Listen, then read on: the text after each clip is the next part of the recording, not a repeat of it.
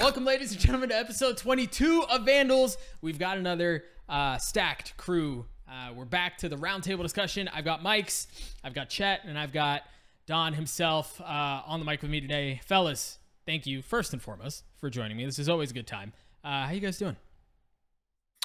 I'm good, man.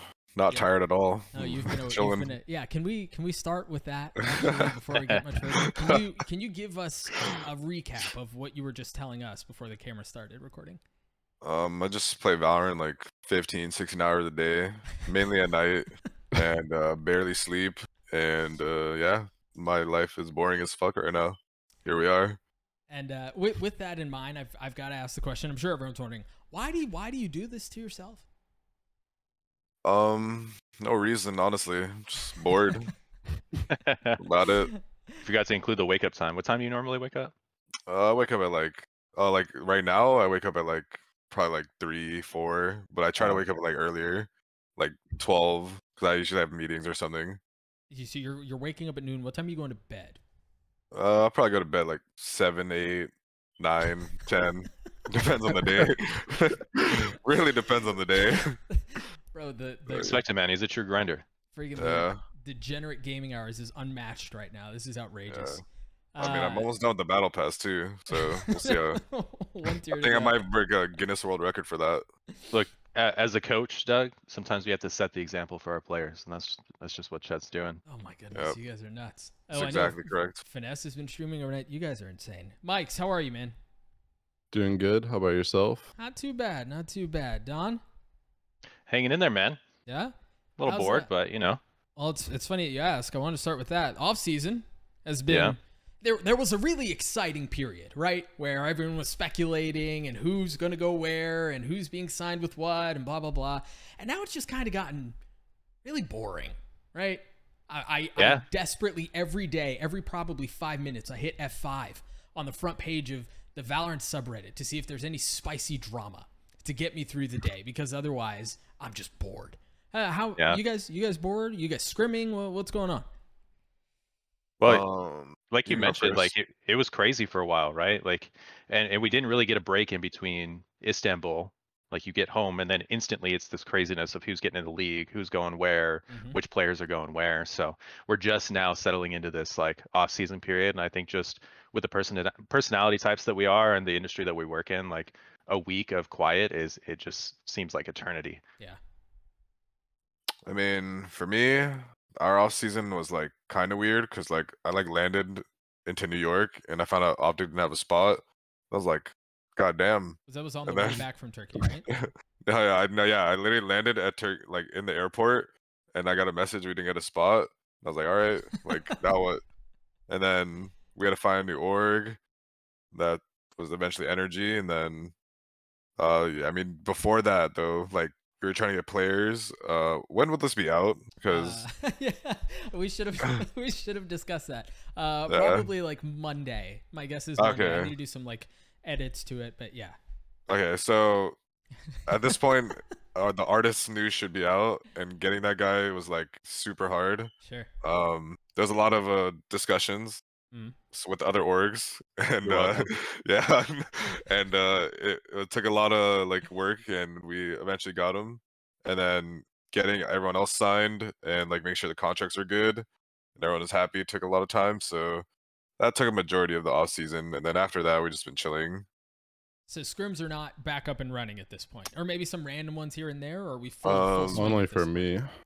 We can't scrim yet because we need visas. Yeah, same But here. honestly, the time that I know, we'll probably end up scrimming next year, and I'm kind of okay with that because I don't really think you need that much time, especially with the patches. So sure. And we already have chemistry in our team, so honestly, it doesn't matter. I'm gonna do stuff beforehand anyways, so how I normally do.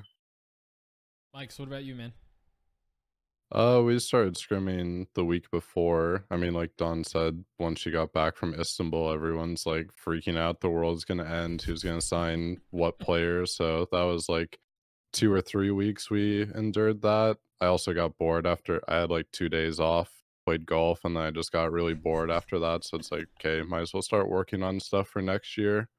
But yeah, practice has been interesting. Obviously, like not many franchising teams. I mean, for these guys, like they said, they can't do it because of visas. So that kind of sucks. But we're just kind of viewing it as a month that we have to kind of figure out how we want to do things for next year, what's going to work, what doesn't work, what do we like to do, and just make sure we have everything kind of in order. So then next year we're not kind of figuring it out right before Brazil is kind of our thought process right now. But I think everyone got bored after a few weeks, so people are glad to be back scrimming for the most part.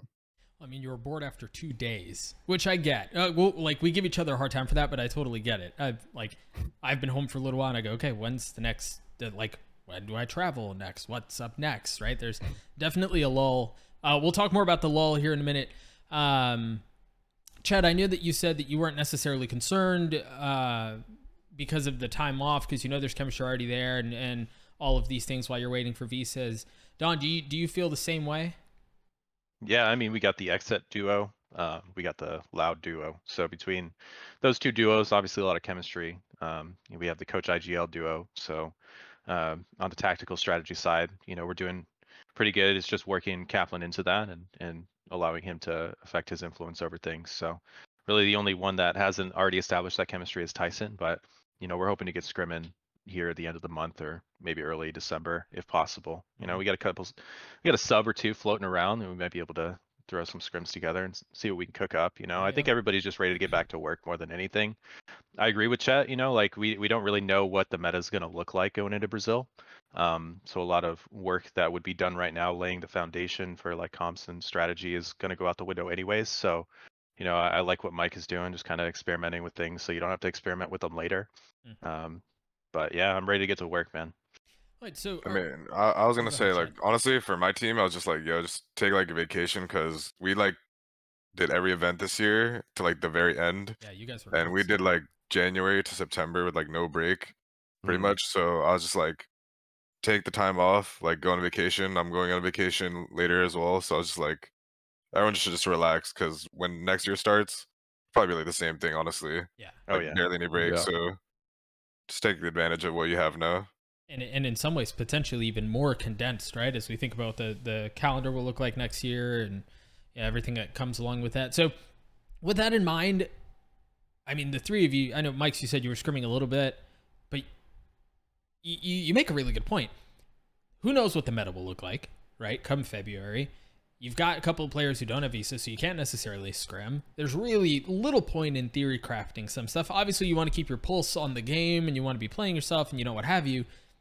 There's really not a whole lot to do right now at all, is there? Nope, just looking at the patch notes. That's about it. Yeah. And then playing with Harbor. That's it. I had some I had some crazy question about how you guys were taking advantage of the time off in between tournaments, and that one goes out the window. So we'll move on to the next one. For all three of you, it's either a new role, Mike's, or a new team, right? I would love to hear the behind the scenes for you guys on how you ended up in this role. We don't need to touch on roster stuff yet because we'll talk about that in a minute. But I would just love to hear the behind the scenes. And Chet, I want to start with you because you kind of gave us a little teaser, if you will, already on how things ended up with NRG. But yeah, would love to hear more about that. Oh, like how it ended up on NRG? Yeah. Honestly, there's like a few offers that we had, and I kind of wanted to go. There's like one really, really crazy offer we had, which I don't know if I'll say right now, but eventually, maybe as time goes on, it'll come out. But there's like one super insane offer we had, like for my whole team to stay together. Sure. But that was for like Ascension, and then we had like a bunch of like franchise offers. And I was familiar with NRG already, and we actually had a boot camp in Texas when I was in Envy, and the NRG guys also had a boot camp, and their boot camp seemed really nice and like really organized. Like they had a guy fly in to like stock their fridges and stuff. And I was like, that's crazy. Yeah, the guy literally flew in and then literally left the next day. Just to stock the fridges. Yeah, and I was like, damn, NRG, like they're really like going ham. Because when I was in NRG, it was during COVID, and I didn't get to like experience anything. And when I was in CS:GO as well, they're like pretty new, so there wasn't much structure. But it seemed like the structure like leveled up a lot, and I didn't want it to be in an org that I didn't feel comfortable in. And there's like one of the offers we got, I didn't feel really comfortable with that org, so I ended up I ended up talking to like some of our guys that are from Optic, and I was like, Energy is definitely the place to go. They have like the most structure, and they're obviously offering us the best salary out of all the teams, so they seem to like pretty like all in at the moment. Was the bag better than the crazy Ascension League one that you aren't willing to touch on? It was not better, but it's really good still. Like Sure. it's definitely like at least if it's not the highest in the league, it's like up there, like for sure. Don, what about you? Sentinels, massive name, obviously. A lot of rumors around whether or not the roster would stay together. Where are you going to go? Is it going to break apart? Kind of all of that. How'd you guys end up there? Yeah, I mean, it was hard. It was a hard time for us. Obviously, we were really hopeful that Xset would get in the league and we'd be able to stay together. You know, I was hoping to take over a head of esports position there and bring in another coach and just keep things rolling. But obviously, we didn't end up getting in. So wanted to stay in coaching, wanted to stay in Valorant. Was trying to prioritize keeping the entire team together. Obviously, we had a leak that came out that, you know, another org was hoping to get us as a full team if they made it into the league, and that didn't end up coming through. So after that, it was just a couple days of kind of chaos as we kind of watched where things settled and who went where. And then I just kind of started hitting people up. I think I touched on this in my interview with Wyatt. I just messaged a couple people from Sentinels, including Rob Moore, their president, and just said, hey, like, here's who I am. Here's my team. You know, we're interested in making something happen. Let's have a conversation. And, you know, within a couple hours, I was in a Discord call hashing things out. Within a couple of hours? Yeah. They must have been hungry, surely. Yeah, I mean, what they said to me was we were already considering you and a couple of your players. Oh, nice. Well, let's talk. Like, why haven't you hit me up yet? But, you know, we got in the room pretty quick and things went well from there. You know, I think they obviously learned some lessons about player run rosters, and they're really looking to bring somebody in the coaching position that kind of exemplified leadership and kind of leading from the front and being like the main vocal piece of the team and building something from the top down. And, you know, obviously that's what I love to do. So I was really ready to come in and do that with them. Mike's, we obviously a bit different of a question for you because you're staying with 100 Thieves, but I want to get your thoughts on this. There, you know, times that Sean has publicly said it in conversations with him. When it was both of you on the team, and he was the head coach by title, and I think you were assistant coach or whatever the title was, he said it was much more like an offensive coordinator and a defensive coordinator, in that you guys work together. It really feels like a 50-50 split on how things collaborate. Number one, would you agree with that sentiment? Is that how it felt like? Is that how it felt to you? And then also, now that Sean has gone off to greener pastures of streaming, how's it been taking the reins solo? I would say that's like a pretty fair way that Sean put the first time around about it being kind of like one of us does the attack side, one of us does defense. I think I'm naturally kind of a person that always wants to do more than just kind of what I'm assigned, for better or for worse. I just think I can't really sit on my hands about certain stuff. If I feel like there's something that we could do better, there's somewhere we could improve overall, I kind of want to focus on that stuff as well. We're all obviously pretty sad when Sean left because we have a pretty good team environment with everyone. Everyone gets along really well. So that was kind of a blow for everyone, I think, to begin with. But we're also all happy for him because he gets to spend more time with his family, because the schedule, kind of like Chet was saying earlier, it's pretty rough for anything else outside of just grinding and going to tournaments and stuff like that. So can definitely understand. In terms of the solo part, we do have an assistant coach. Not sure when the announcement on that's going to be, but it's been great working with him. I get along with him really well, and the team does too. Can split things up pretty well. Workload, communication's good. I think the biggest thing for the role for me is just kind of making sure I delegate enough things and I don't kind of just keep everything on myself all the time. And also, I kind of like the challenge overall, just because I kind of like to test what I think about the game all the time, if it's right or not. If you're wrong, what's the thing that should be better? Just kind of testing yourself all the time, making sure you're not kind of in your own little echo chamber. Sure. Other than the boredom and the lack of being able to scram and really anything you've been able to build upon from this point forward, would you guys say that you're satisfied with how the offseason has gone for you individually? Like, have you built what you wanted to build? Yeah, I mean, I got my #1 choice and didn't have to settle for anything. So yeah, I'm pretty happy with everything I got this season. Mike's? Yeah, same thing as Chet. I got pretty much the roster I wanted, the people I wanted. So it's just about working on it and going from there. And Don? Yeah, I think we had a really good offseason. I think it was very chaotic. Obviously, I would have loved to keep Xset together and keep that rolling, but I'm happy with what we put together here at Sentinels. I think we have the foundation laid for something that's going to be truly great. I'm really excited to see how it evolves over the next couple of years. Something that I did very recently, and by recently I mean last night. It hasn't even been 12 hours, I don't think. Oh no, a little bit longer than 12 hours. Is I set up a Patreon for people to be able to support this show. And one of the tiers that I put together was a tier where you can ask one of the guests a question. And there was somebody who submitted a question last night. Noobs OCE. Thank you for your support, by the way. This question is for Chet. How did bringing the core of Optic to NRG come about specifically? I mean, we're all like super close with each other. So it was kind of like we knew champions with our last LAN together, but we didn't know like who could stay and who could go because we knew like if Optic didn't make franchising, we'd be really expensive, which was true. Thankfully, Victor and Crashies didn't end up signing a contract with Optic during the regular season, like a new one. So they expired since it was the old Envy contract. So during Champions, they were just free agents. Yeah. And when it came to like us going to a new org, we knew we needed FNS obviously because they're IGL, and then I had to get out some way as well. Marv obviously took a break from competing, so that just sucks. Whatever.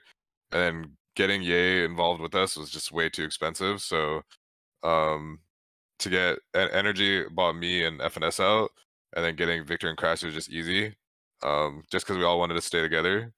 So as many of us to stay together as possible was the plan, and I think we ended up doing that pretty well. We have like a good core, and we just built around it after. Yeah, I mean that roster. There are obviously there are a couple of rosters in the American region that are really exciting to see how they pan out for a myriad of reasons. Some of them I look at them and go, this roster's stacked. But maybe they have chemistry. Maybe they don't have chemistry. Or, there are so many different ways that this can pan out. Again, maybe just out of boredom, can't wait for the season to start.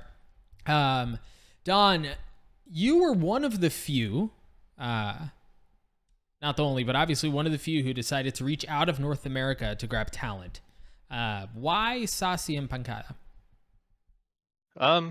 Well, this really started back in Xset. I've just always scouted internationally. I don't just restrict my scouting to one region. So, going from a place like Xset to a place like Sentinels, where the access to, resources, budgets, visas, etc., is all much higher, and building something from the ground up, I really just broadened my search to everything. I wasn't just looking in North America for players. I was looking everywhere.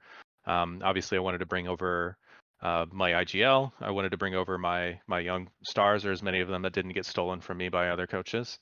Sorry. And then outside of there, I just wanted to bring in the best talent possible and create something great, right? So obviously, Saci and Pancada, I was really looking for a controller player who's going to hard frag, and Pancada really fills that role. There's not many of those. Yeah. Like Chet said, Marv's taking a break, so. It's hard to find people like that. And bringing in Pancada and then bringing in Saci with him, who is fluent in English and obviously had not only the success with Loud, but also the success with Vikings before that. He's been around. He fills kind of that same veteran presence, like secondary caller role that Jordan kind of filled on our team. Is going to be our glue guy. So really excited about both of those guys. I mean, I was looking at a myriad of players. Like there were so many different roster combinations we were tossing around and looking at, but we ended up being able to snag a couple of the world champs, and we're excited about it. Yeah, and at this point, I don't know if it'll be out at this point, but I also recently saw a tweet from the Sentinels Twitter saying that you guys aren't done yet, and all there is like a person, a silhouette, and that's all it is. Is that something that, given when this will be out, can be discussed or no? I have no idea when they're going to announce that, so I don't want to say too early and then end up fucking everything up. I certainly don't want to put you in an awkward spot. Are you concerned about language barrier? Not really, man. Like I was until I got in a call with Pancada. Sure. And the funny thing about these guys, especially Brazilians, is I feel like, and I noticed this with some Koreans I was trialing back at XSET, is I feel like they're very nervous about their English and like almost like shy about it, shy about talking. They don't want to reveal how bad their language might be. But to be honest, these guys speak pretty good English. They can communicate with you well. Like if I were trying to do the same in Portuguese, there's absolutely no way that I would be anywhere close to the level these guys are. Like these guys understand English and can speak it a bit. Like they can communicate with you. And I was really pleased with how well Pancada communicated with me. He understood what I was saying. There was a couple things he needed translated here and there, but I knew that in the context of in-game, sure. And especially with having someone like Sassy alongside him who, can translate the needed bits and pieces, where they lie, like he's going to communicate extremely well. And I don't think that he's going to have much of a problem after a couple months of scrimming. Yeah. It is evident as I think about how the three of you have built your teams that you value strength in a core, right? And the chemistry that comes with it and the synergy that comes along with experience playing together and what have you. Mike's, you kept 4 of your core together. What is it about those 4 that was so special that you decided, or the team decided as a whole, like, we don't want to reach out, we don't want to grab anyone else, we just want to make one change and we want to keep the other 4 with where we are? Yeah, so I think with the core thing, overall, most teams kind of go that direction for franchising just in general, because if you have to spend time, I mean, example for us, right, when we first started our team back in like March or April, the first month can be pretty rough, depending if it's like a brand new team. So that's like the downside if you try to just like scrap everything, you try to like stack up the roster. So cores are a lot better if you're trying to hit the ground running, I think. Just all that chemistry there. People know how to play off each other, that type of stuff. For us, we just felt like the 4 so far, just there wasn't really any clear cut upgrades on the market. And we felt like the way that they kept improving throughout the year and the way that they're still improving, that they're not really close to their ceiling. And I think that's something that's pretty unique. I also felt like that the way that they respond to conflict or the way they deal with when things aren't going well is pretty unique, at least from my experience so far compared to past experience. So I feel like that's something that I find pretty special. The team environment that we have right now and the chemistry they have is pretty unique. So that's kind of like the main thing. And like I said, I feel that as long as everyone's still working and we're helping to guide them as time goes on, that none of them are really close to their ceilings yet, which I think is pretty scary overall. Yeah, it certainly bodes well for the future, given how much you guys in the original 5 improved over, I mean, what, 2 months?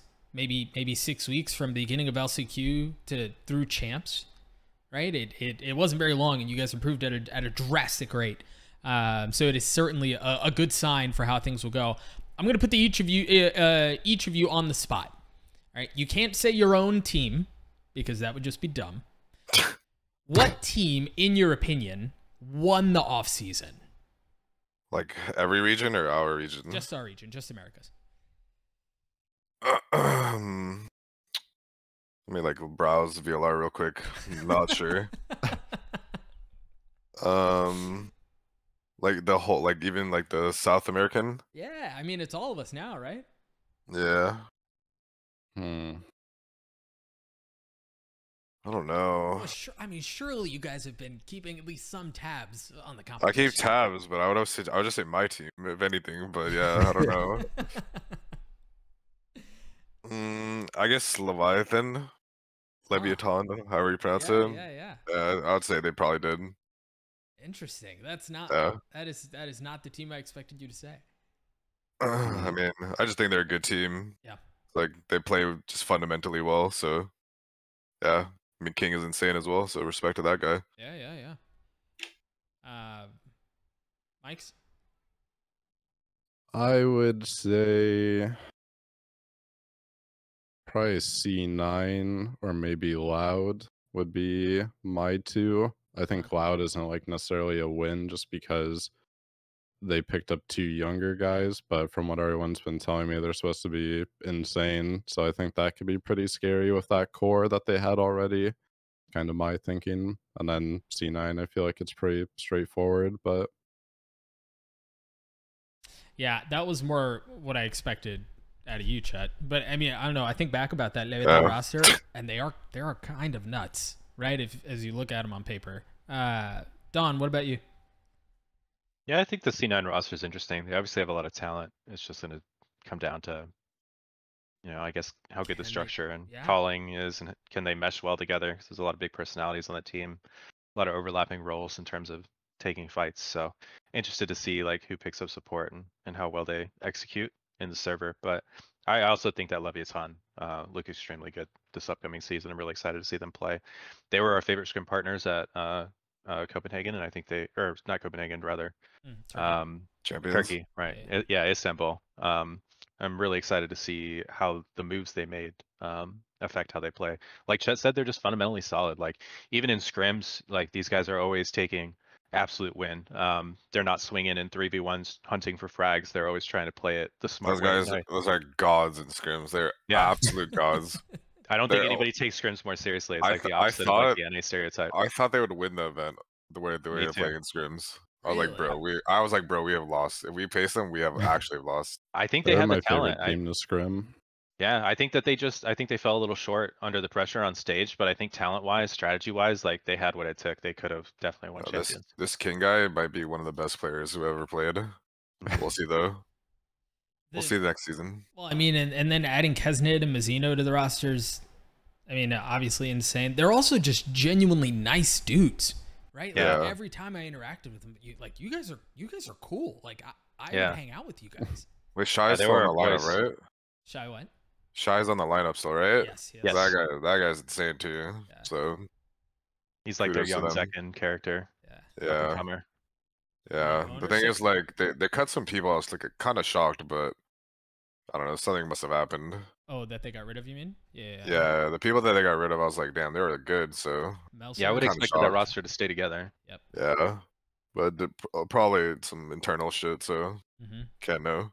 Well, and they also have owner, the old crew coach who then hopped around to second team that I'm forgetting, and now he's with Leviathan. So the stocks are pretty high on these guys. It sounds like, huh?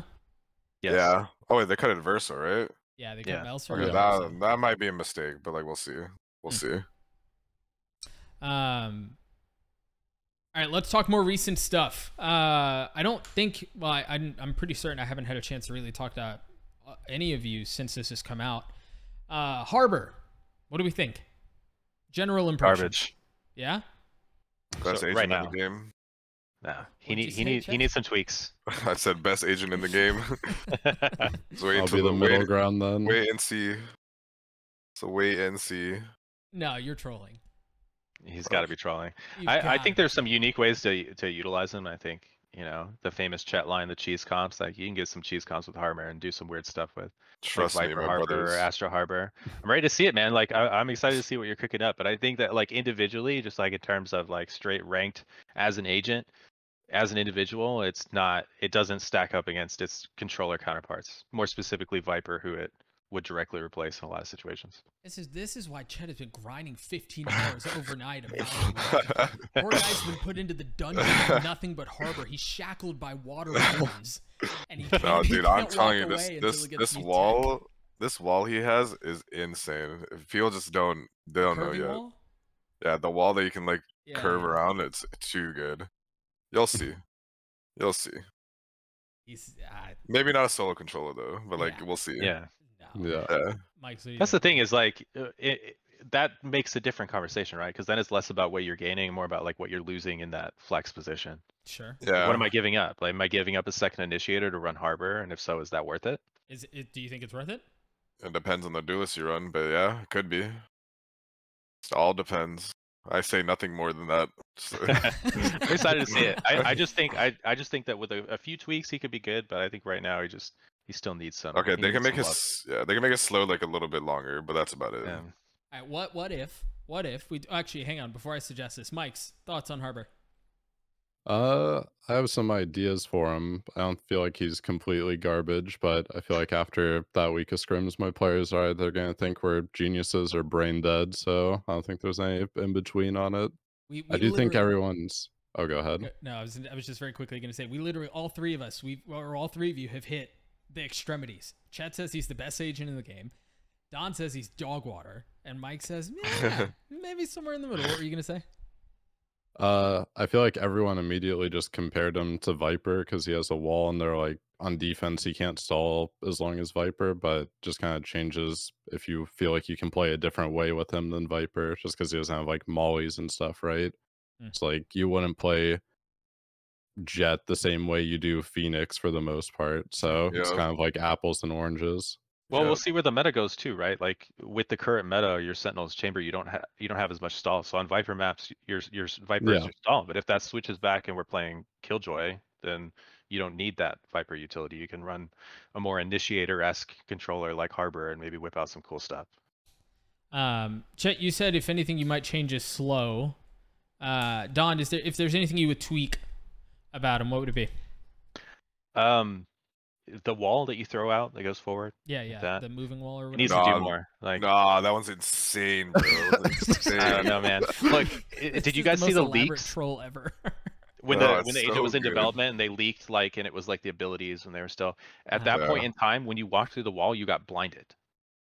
If that leak is true, that's what it was, which would be insanely overpowered. I don't think it needs anything like that, but I'd love to see the slow more. They should just make the slow longer, or like make it like a slightly wider. I think it's good though. It's actually good. Like no troll. Like the you can't that wall comes out and people are just spraying through it, man. Yeah. Like, no, but like there's like something extra you got to do on it. It's like a little extra.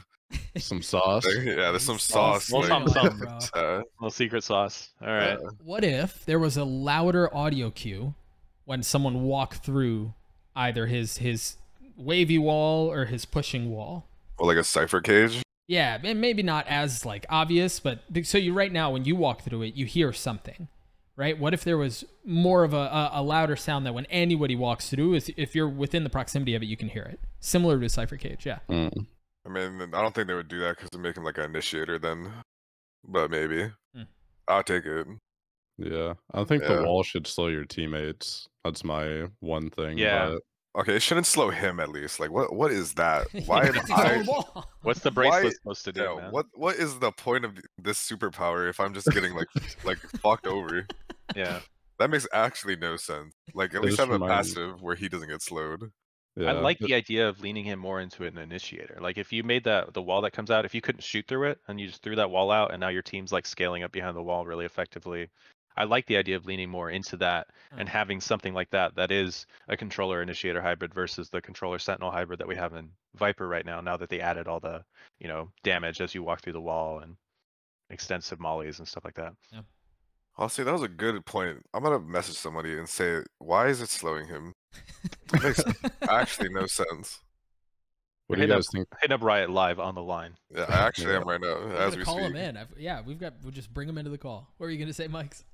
What do you guys think about the ult? Because I feel like if it didn't show you where people's locations are and it's just a stunning ult, it would be one of the worst ults in the game. Low key, I think that is the only valuable part of the ult. The stun, it takes too long once you ramp up, so you can easily be hop out of it, right? Like you can hop around, you're not gonna get hit by it. The stun, even if it does hit you, it doesn't last very long. If it wasn't for the wisps above, like you're saying, I think the ult is pointless. It just creates chaos. It's not as precise as a lot of the other ults, so you can't do precise things with it. Like you pop it and shit just happens and you have to react. It just forces you like out of position. That's like all it does really. But I think if you combo with other things, then it's probably insane. But on its own, it's pretty underwhelming on its own. It's like Fade and Breach Ult kind of combined, like the concepts of it. But right now it just reminds me, I don't know if you guys had this, but when Fade first came out on our team, Peter was trying to tell everyone, like, bro, you guys are like half HP and you're getting Fade tilted, but you're just swinging everyone because you don't know what it does. Like, everyone's just taking fights, and people do that with Harbor too. It's like, oh, the circle's around me, so I'm just going to start like swinging shit. Yeah, it really does. And it does a very good job of introducing chaos. Right? If nothing else, the fact that it scales up with you a little bit, it does that well. But Chad, I think you're right. If not comboed with other stuff, it feels a bit underwhelming. Yeah, but in the pro play, it's gonna be comboed for sure. Like you're not gonna like do it like with nothing. So, I mean, I think it's gonna be pretty good. And the fact that you can move tournament, the Boom TV tournament, that's happening right now, and this was all highly marketed and pushed as like an exciting way to fill the gap between when VCT ends and then when the Super starts in February. I want to get your thoughts on this initially as a viewer, right? Like take off the coach hat. Just think of this as a fan of the game if you can. Why does it seem like people aren't interested in these tournaments? Why does it seem like people don't care? I mean, people care about the Shmieg one at least, but like the G4 and the Boo one, like I even played in the G4 one. It was boring as hell. It was like no roster restriction. You just have 5 pros. I was like, this is pointless. And then Boom TV, I don't even know what the hell that is. So they didn't advertise that one that well, to be honest. People found out like last minute that was even going on because people started canceling scrims to play in it. So it was like very last second. Yeah, I think they might have invited us, but I don't know. If there's no pro teams playing, like actual teams that are coordinated, like I feel like it's not that interesting. You're just watching a slightly coordinated ranked game. Yep. Yeah. I was gonna say TenZ isn't playing, so no one's gonna watch it really. Yeah, that too. You don't have your El Diablos and your Yays running around and your TenZs.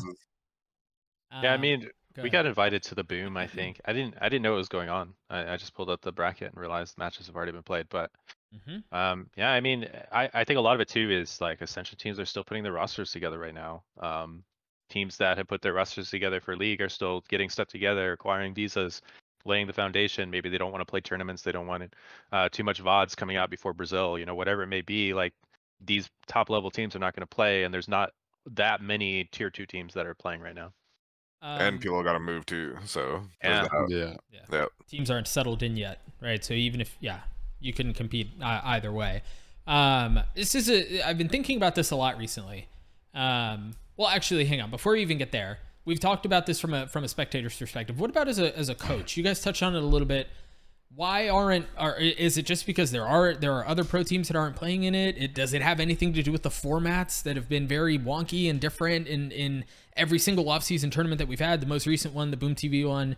You mean just this like off season, or do you mean just third-party tournaments in general? Just this, like the ones that we've had in the last two months, month and a half, 2 months. Yeah, month and a half. Something like that. Yeah. This one that's happening right now, this Boom TV one, if I remember correctly, you aren't allowed to mirror picks are not allowed for agents, I believe. Oh Christ! Something I can't guess, bro.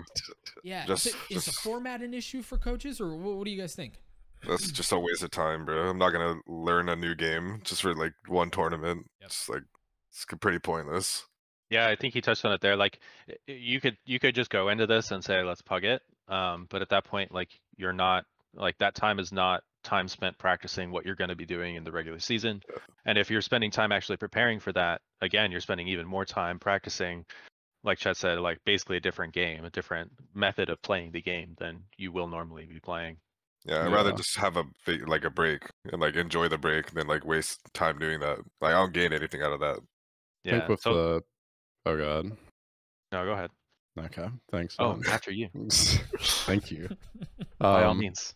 I was gonna say for like the agent ban stuff specifically, I feel like there's a lot of like mixed teams or like tier 2 teams that if one of the people on their team is kind of like a 1-trick or a 2-trick and you ban one of their agents, it's just kind of grief at that point and people just take it less seriously. So, and kind of like they touched on, it's like, okay, if everyone's just hard abusing Chamber and then one team bans Chamber, you can't mirror pick Chamber, then what's the point, right? So I just don't think it's like adequate practice for what Riot actually is doing in their tournament. So it really does feel like because of so there was one tournament that had bans, like you just ban an agent, or I don't remember if it was one ban each or whatever, probably one ban each because there aren't enough agents to do more than that.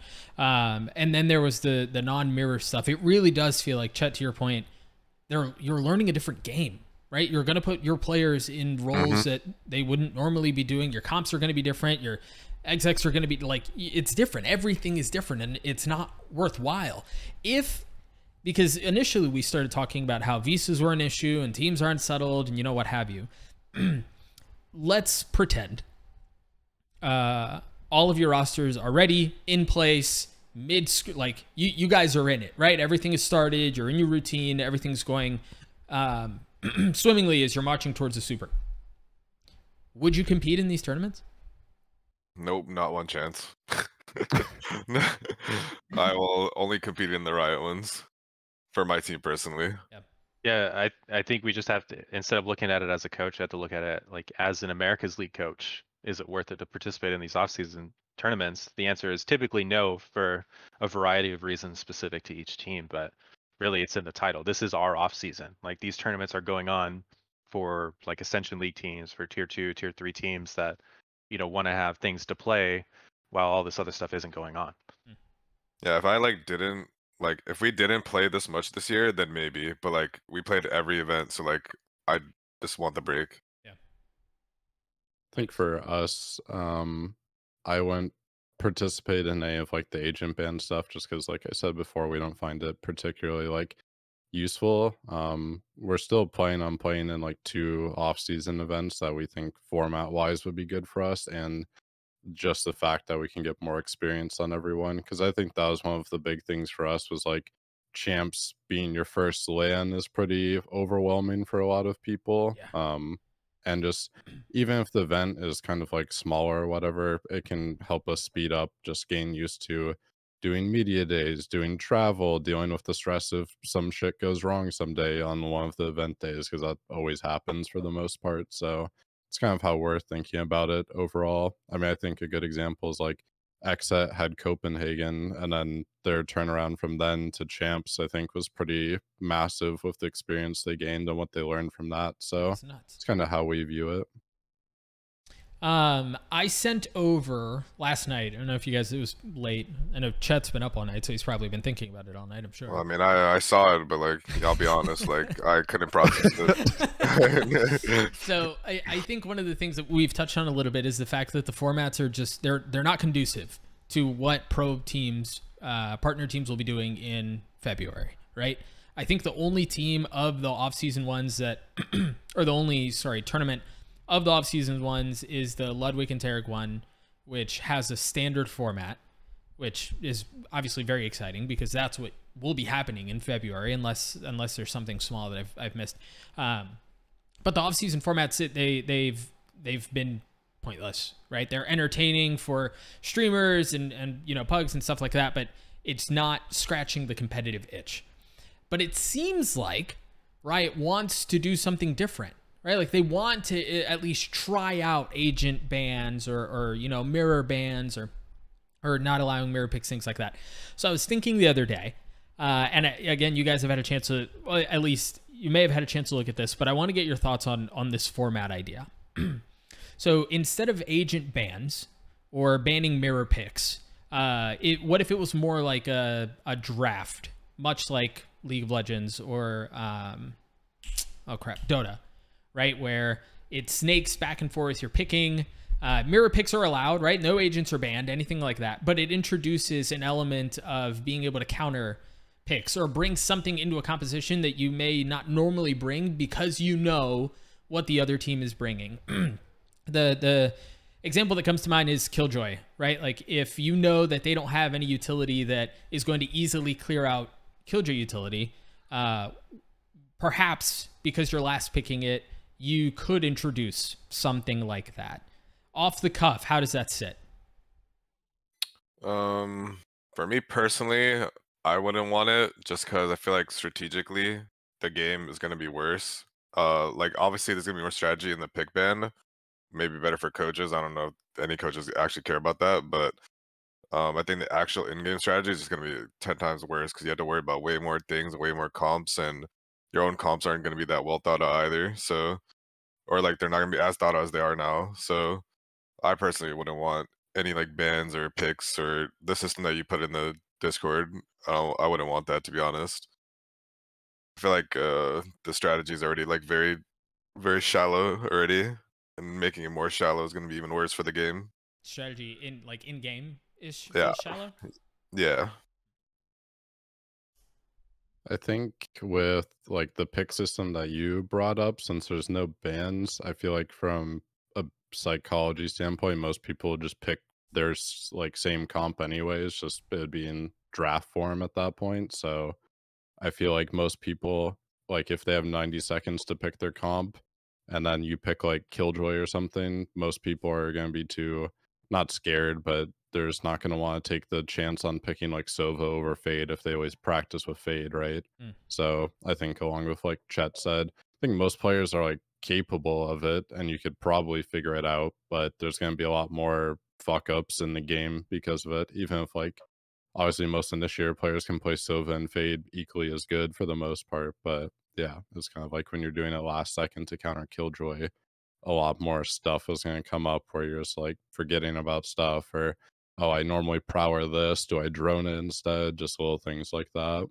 It's also pretty overwhelming for initiator players since they have to learn the most lineups. Like, yeah, they're going to have to learn lineups for like 4 different characters on multiple different maps. Like, it's not like realistic at all, unless you like have one tournament every like 6 months or something. Don? I think it's interesting. I've always said that I think the future of this game is much more agent flexibility and like various compositions going into tournaments. I mean, we're even seeing it now. Like Chet pulled out the Phoenix Killjoy against us on our champs run. You know, like we were prepping for something else. So like that shit's annoying. So I think that when you introduce something like this, you do introduce that aspect of like, oh shit, I see they're picking the Phoenix. Like, what does this mean? How could we work around this or whatever? But you know, like he said, like the strategy is still pretty shallow right now versus what I foresee it being probably like 5 years or more from now. I think it will get to a point where teams are comfortable with multiple compositions and can pull them out and interchange them on different maps based on the team they're playing or what they know the composition they're going to play, or if there's a draft system like this, what they're actively seeing in the selection and kind of being prepared for both. But I think right now teams don't have that level of flexibility, and it would detract from the amount of preparation you could do for your one composition if you do have to prepare 2 or 3 different compositions to be ready for whatever the other team is going to throw. You like that? The Phoenix one on Haven? Yeah, it was a little weird. A little wacky times. You know, I was literally in the prac room and I was like, fuck it, bro. Let's just like pick a bunch of one tricks that we liked before to see how it works. Well, I think you guys had known that like we were getting pretty like preparation heavy, so it just took our preparation out the window, and that's why I think that, you know, that is the future. Like more teams will start doing this stuff, you know, moving on. I think even as early as this upcoming year, you'll see teams coming in with multiple comps on each map. Yeah, I think we've been changing comps like candy, honestly. I don't know if I'll keep doing that. We'll see.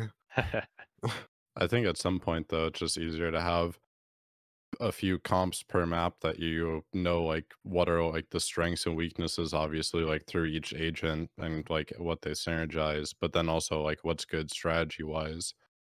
Rather than, I feel like it gets hard at a certain point when you run the same comp long enough to be like, okay, we have so many ideas, it's kind of hard to keep coming up with new stuff all the time because you've kind of done everything for the most part.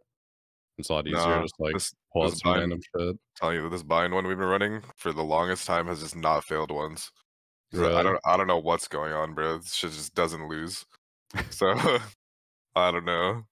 We'll see. Do you not see though, as the game progresses, and hopefully we, you know, that I've heard this come up a couple times, that hopefully we never get to the point where we have as many agents as there are in League of Legends, or even half of that. I think there are like 140 right now, or something along those lines. But do you have any thoughts on how, I mean, as agents continue to come out, you know, given whatever rate Riot decides to push them out at, does not lean more like to what Don is saying, where you almost, if you don't have multiple comps, if you don't have flexibility, perhaps even on the fly, right? Do you not see that as potentially being a detriment as agents evolve, as compositions evolve, as synergy evolves amongst agents too? I mean, I think you need to be flexible for sure. I mean, all my players have like learned a lot of agents and it's been good for us. But I just don't want it to be forced by like a rule or something, because I think at that point, especially if you don't have mirrors, or even if you do mirror, I just don't want to like have it where it's just like they know what I'm gonna run before the game starts, because I'm sure you can say like when both of you've been to these events and like you're at the stage and like you're like, oh, what comp are they gonna run? And then they like tell you to get off the stage. You're like you're like, oh shit, like if they lock something different, I sit back down, my game plan is just different. So like that level right there, I feel like is like good because then I have to instantly be ready as soon as I sit down to like help adjust if they do adjust their comp. You have to make that decision. Like, do I walk off stage and go to the bathroom, or do I just like hold it and sit here and completely like, redo my game plan? And like that's the only thing you know if you're a coach that's been to these events. Like you know like that point you have to be ready like on the fly, and that's like a good skill to have. I don't want to like already be ready. Like I feel like there's ruins like half the game's fun for me at least. Sure. I think it'll just get to that point where like as we're sitting down, like we already have like 2 or 3 comps ready that we could pull out based on what we're seeing they're drafting. If it's a draft system like this, or based on the preparation that you're doing the night before. They're gonna pull out this comp. Let's pull out this comp. But I think just with the amount of agents that we're gonna see, if they're able to even get remotely close to their agent balancing like objectives and make 40 agents pretty well balanced, there's just going to be so many different compositions that work on different maps just based on the kind of top level macro game plan that you want to do, like how fast, how slow, retake, hard anchor, you kind of mix and match things. Yep, I agree with that. Kind of just have to be able to like when you sit down at that stage and you see them change their comp, or you see what comp they had that you expected, you kind of like identify the strengths and the weaknesses. At least if you're a coach, that's what usually happens. And then like that's like skill in the game already. And like if you take that away, like makes the game worse in my opinion from like these picks and bends. So I mean, yeah, I'm never gonna be in favor of that. I feel like it's just gonna make the game worse. Do you have something, Mike's?